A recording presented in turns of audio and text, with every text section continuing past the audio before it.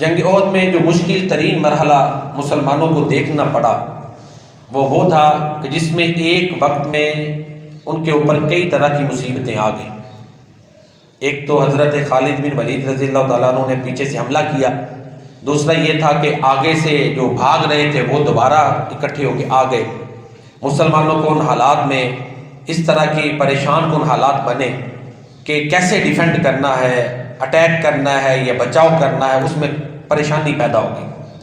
پھر اس سے بھی کئی گنا بڑی بات یا ان کے لیے جو تکلیف دہ چیز تھی وہ نبی کریم صلی اللہ علیہ وسلم کی شہادت کی ایک جھوٹی افواہ تھی جنگ احد میں جو پھیل گئی۔ صحابہ کرام رضوان اللہ علیہم اجمعین نبی کریم صلی اللہ علیہ وسلم کے لیے ان کی جدائی ان کے لیے قابل برداشت نہیں تھی۔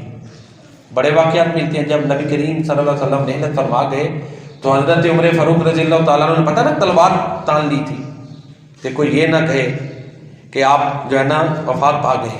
پھر ابو بکر صدیق رضی اللہ تعالیٰ عنہ نے آ کے وہ سارا معاملہ ٹیکل ہوا، خطبہ دیا اور وہ آیتیں پڑھی، اور وہ آیتیں صحابہ کرام کی زبان پر پھر چل پڑی۔ ایسے تھا جیسے وہ لگتا تھا کہ آیتیں ابھی اتری ہیں، انک میت و انہم میتون۔ پھر حضرت انس کہتے ہیں کہ سب سے تاریخ دن وہ تھا جب اللہ کے نبی اس دنیا کو چھوڑ کر گئے۔ تو یہ ایک صحابی کا واقعہ آتا تھا، گھر میں بیٹھے ہوتے تھے، نبی کریم صلی اللہ علیہ وسلم کا دیدار کرتے تھے، پھر سکون آتا تھا۔ تو یہ صحابہ ان کے لیے نبی کریم صلی اللہ علیہ وسلم کی شہادت کی خبر بڑی پریشان کن تھی، اس وجہ سے بھی ان کے لیے بہت بڑی ایک مصیبت بن گئی، پریشانی آ گئی۔ تو وہ تھوڑی دیر کے لیے تھی، جیسے ہی پتہ چلا انہیں کہ اللہ کے نبی جو ہے نا وہ ابھی باقاعد حیات ہیں، پھر اس کے بعد پھر سنبھل گئے۔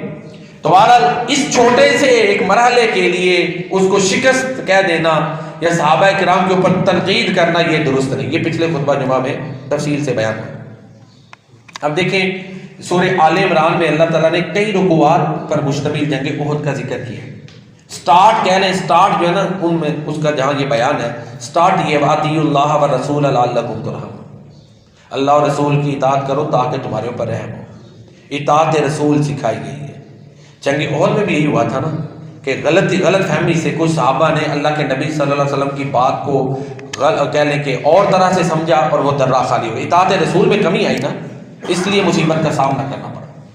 تو یہ ان کی ذہن سازی کر دی گئی، 70 شہداء ہوئے، ذہن سازی ہو گئی کہ تم نے ہر لمحہ نبی کریم صلی اللہ علیہ وآلہ وسلم کی اطاعت کرنی ہے۔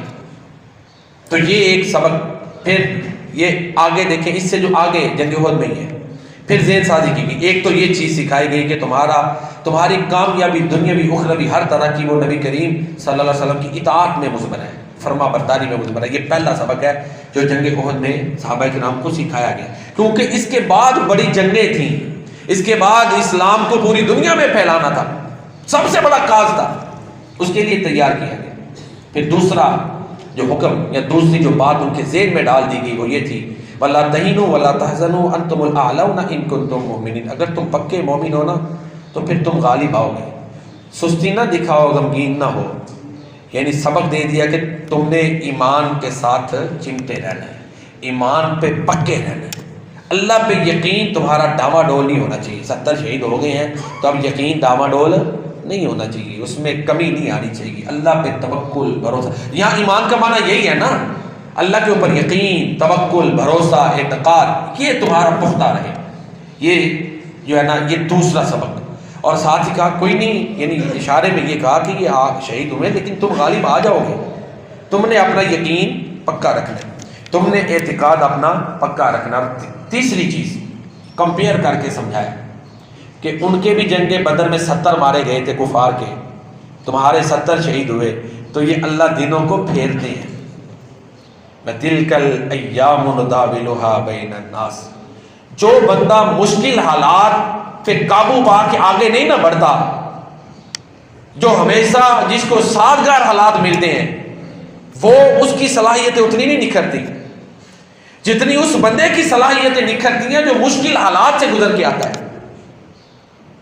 تو یہ تیار کیا گیا کہ 70 ان کے مارے گئے، تمہارے 70 احد میں شہید ہو گئے، دن پھرتے ہیں، تمہارا کاز بڑا ہے، تمہارا موٹیو بڑا ہے، تمہارا ہدف عظیم ترین ہے، تم نے کمی نہیں آنی دینی، تم نے پکا اس پہ چلتے رہنا ہے۔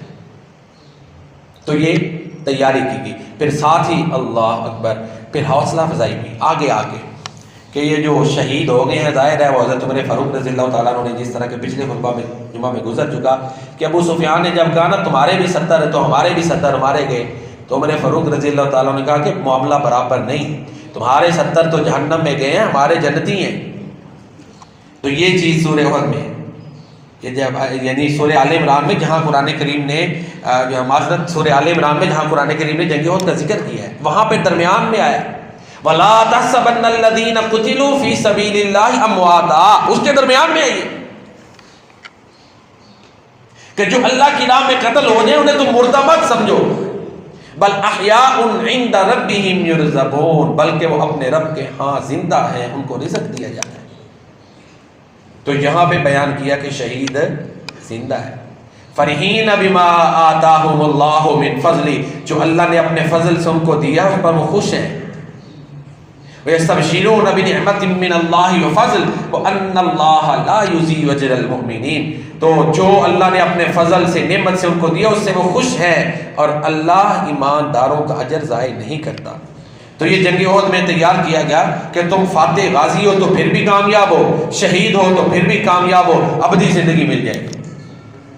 بڑے مقصد کے لیے تیاری جو ہے نا وہ اس سورہ مبارکہ میں جو ہے نا وہ سکھائی گئی. اور اسی طرح ایک اور چیز جو اگرچہ وہ افواہ جھوٹی تھی، یقیناً جھوٹی تھی، جو جنگ احد میں نبی کریم صلی اللہ علیہ وسلم کے قتل ہونے کی یا شہید ہونے کی پہلی، لیکن اس میں پھر جو ہے نا وہ تربیتی پہلو نکالا قرآن نے ہے، تربیت کی. وما محمد الا رسول صلی اللہ علیہ وسلم، محمد صرف اور صرف اللہ کے رسول ہیں، اللہ نہیں ہے. ٹھیک ہے، قد خلت من قبلہ الرسل، ان سے پہلے بڑے رسول گزر گئے. ہمیشہ سے زندہ تھا، زندہ ہے، زندہ رہے گا تو اللہ ہے بس. باقی نے موت کے مرحلے سے گزرنا ہے. نبی کریم صلی اللہ علیہ وسلم اپنی شان کے مطابق اس مرحلے سے گزرے. وہ تفصیلات میں بڑی دفعہ بیان کر چکا ہوں کہ آپ کا جسم پاک محفوظ ہے، قبر مبارک میں سب سے اعلیٰ مقام پر ہے، کسی کو کنفیوژن نہ ہو جائے. پھر تو بہرحال ہمیشہ زندہ تھا، ہے، زندہ رہے گا، وہ اللہ ہے. آپ خاتم النبیین صلی اللہ علیہ وسلم سے پہلے کئی رسول گزر گئے. اللہ فرماتے ہیں أَفَإِن مَّاتَ أَوْ قُتِلَ انقلبتم عَلَىٰ أَعْقَابِكُمْ، کہ اللہ کے نبی فوت ہو جائیں یا اللہ کی راہ میں شہید ہو جائیں تو تم اپنی ایڑیوں پر واپس پھر جاؤ گے. یہ ذہن سازی کی ہے. وَمَن يَنقَلِبْ عَلَىٰ عَقِبَيْهِ فَلَن يَضُرَّ اللَّهَ شَيْئًا، اگر پھرو گے تو اللہ کا کوئی نقصان نہیں ہے. تم اسلام پہ عمل کرو گے تمہیں فائدہ ہے، زندہ بچو گے، غازی بنو گے تمہیں فائدہ ہے، اسلام کی خاطر شہید ہو جاؤ گے تمہارا بھلا ہے. وَسَيَجْزِي اللَّهُ الشَّاكِرِينَ، ہاں جو شکر گزار ہیں اللہ ان کو جزا دیں گے. تو پھر حضرت انس بن نضر رضی اللہ تعالیٰ عنہ نے یہاں پھر کہا نا کہ جس مقصد کے لیے اللہ کے نبی شہید ہوئے ہیں تم نے زندہ رہ کے کیا کرنا ہے، تم بھی اسی مقصد پہ اپنی جانیں قربان کر دو. یہ تیاری تھی، یہ ذہن سازی تھی جو جنگ احد میں کی گئی، ایک ذہن بنایا گیا. پھر اللہ تعالیٰ فرماتے ہیں وما کان لنفس ان تموت الا باذن اللہ کتابا مؤجلا، کسی نفس کے لیے یہ جائز نہیں ہے کہ وہ ایسے ہی فوت ہو جائے، جتنی اللہ نے اس کے لیے اس کی زندگی لکھی ہوئی ہے اسی کے مطابق اس کو موت آئے، یعنی زندگی موت اللہ نے لکھ دی ہوئی ہے.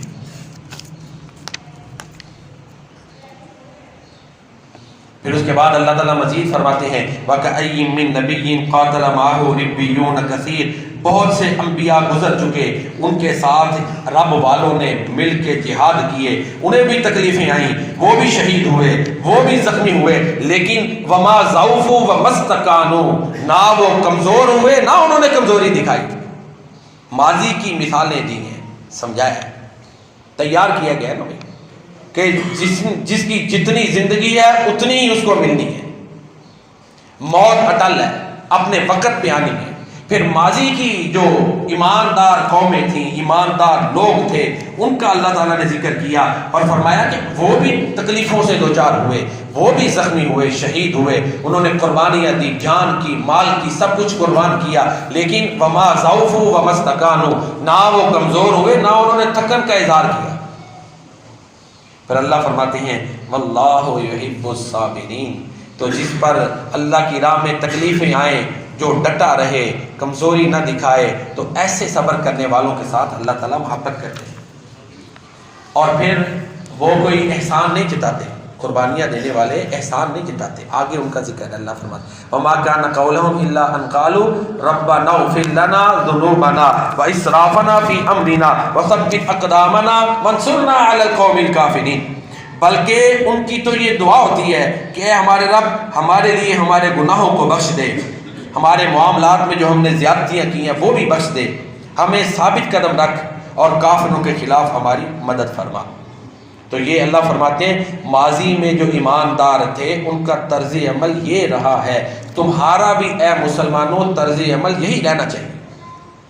پھر اللہ فرماتے ہیں جن لوگوں نے یہ کردار پیش کیا، ثابت قدم رہے، قربانیاں دیں اور دعائیں کی اللہ کی بارگاہ میں، انہیں اللہ نے ریوارڈ کیا دیا؟ اللہ فرماتے ہیں فَآتَاهُمُ اللَّهُ ثَوَابَ الدُّنْيَا وَحُسْنَ ثَوَابِ الْآخِرَةِ وَاللَّهُ يُحِبُّ الْمُحْسِنِينَ۔ اللہ نے انہیں دنیا میں بھی اچھا بدلہ دیا، آخرت میں بھی اچھا ثواب دیا، اور یہ ہیں احسان کرنے والے محسنین۔ انہیں قرآن نے کہا دو نام ملے، الصابرین اور المحسنین، دو نام اللہ تعالیٰ نے ان کو دو نام دیے، الصابرین اور المحسنین، کہ صبر کرنے والے بھی احسان کرنے والے بھی ہیں، اور ان سے پھر اللہ محبت کرتے ہیں۔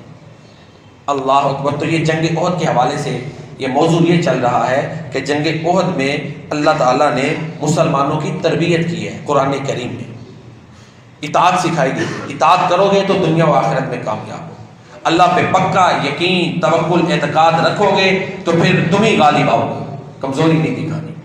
محمد کریم صلی اللہ علیہ وسلم اللہ کے رسول ہیں، وہ شہید بھی ہو سکتے ہیں، اس دنیا سے جا بھی سکتے ہیں، ٹھیک ہے، لیکن انہوں نے تمہیں جو حق سکھا دیا اب تم نے اس پہ چلنا ہے۔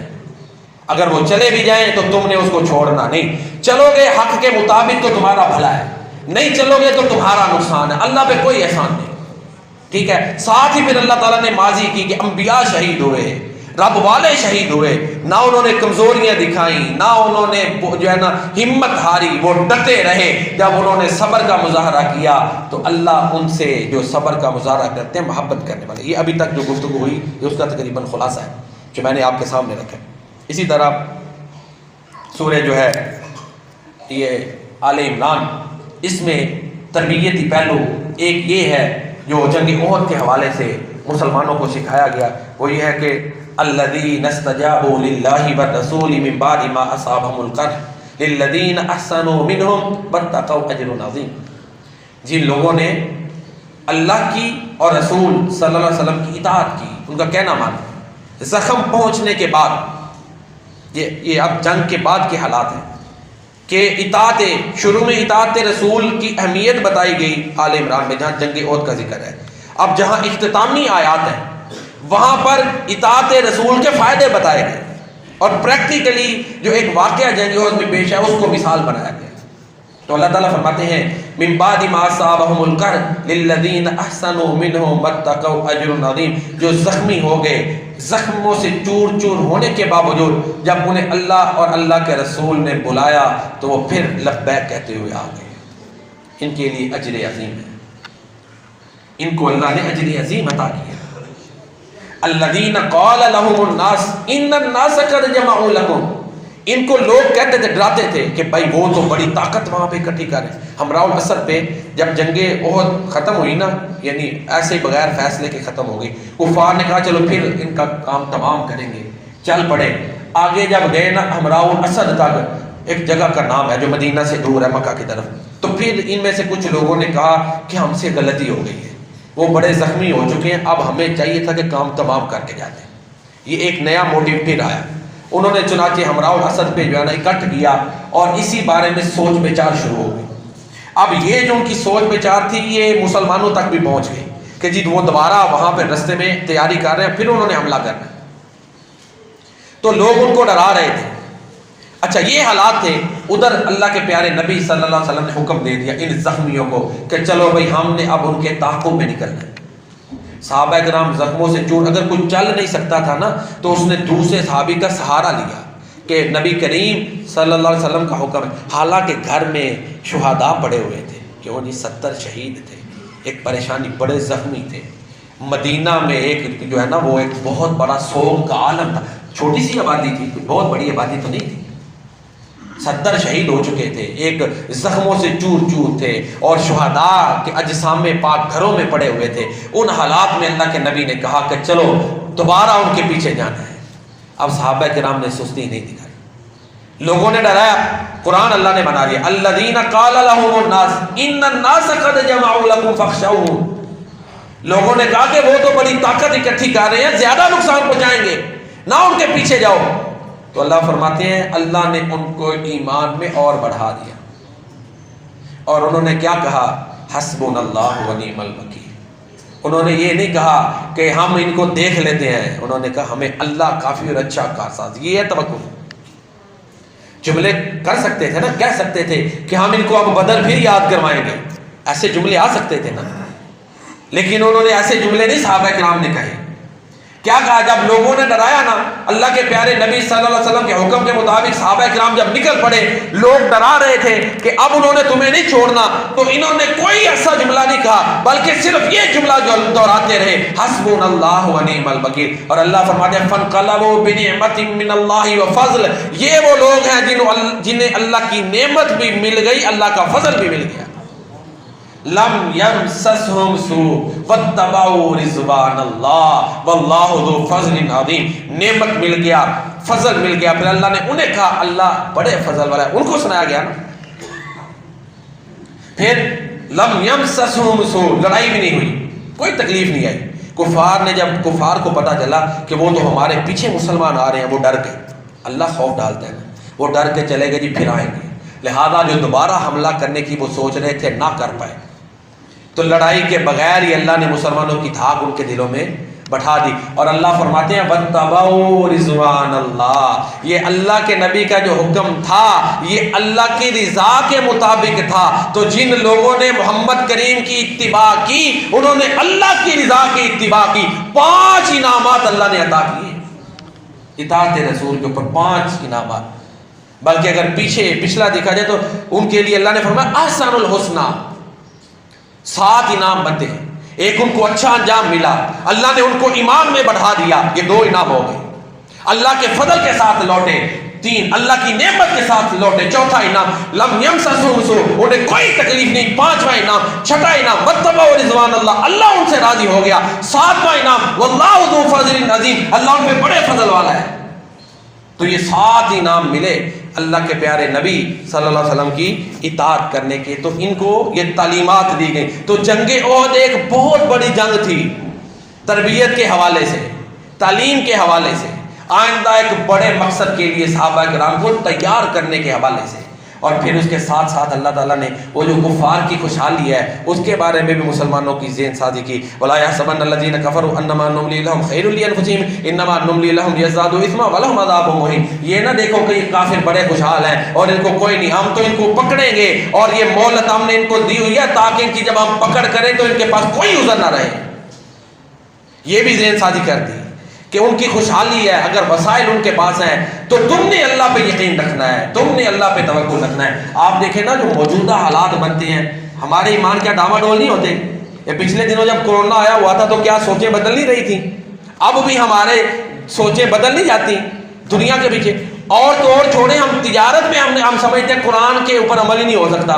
کاروباری لوگ جس طرح میجارٹی کا یہ حال ہے، یعنی ہمارے نظریات مشکل حالات میں بدل جاتے ہیں. صحابہ کرام کے نظریات پکے رہے، نہیں ڈاوا ڈول ہوئے، بلکہ فزادہم ایمانا، ان کا اللہ پہ ایمان، یقین، توکل اور بڑھ گیا.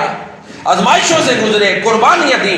یہی وجہ ہے کہ اللہ اکبر، اللہ نے ان کو رضا کے سرٹیفکیٹ دیے. میں جو موجودہ حالات کو دیکھتا ہوں نا، مسلمانوں کے آپس میں جو الجھاؤ ہے، تو اس کے مقابلے میں وہ جنگ جمل یا جنگ احد، جنگ جمل یا جنگ صفین جو آپس میں ہوئی، جنگ صفین میں جتنی تعداد بتائی جاتی ہے نا کہ مسلمانوں کی آپس میں شہید ہوئی، اتنی نہیں. وہ جھڑپ تھی، بہت بڑی لڑائی نہیں تھی، وہ 2 تھی. آپ دیکھیں ماضی قریب میں مسلمانوں کے آپس میں کیا گیا. آپ گردوں کے حالات بڑھیں، اور صلاح الدین ایوبی کا جو خاندان تھا کیا ہے، حوثیوں کے کیا حالات ہیں، آپس میں مسلمانوں کے کیا حالات ہیں، قبائلی نظاموں میں الجھے ہوئے ہیں.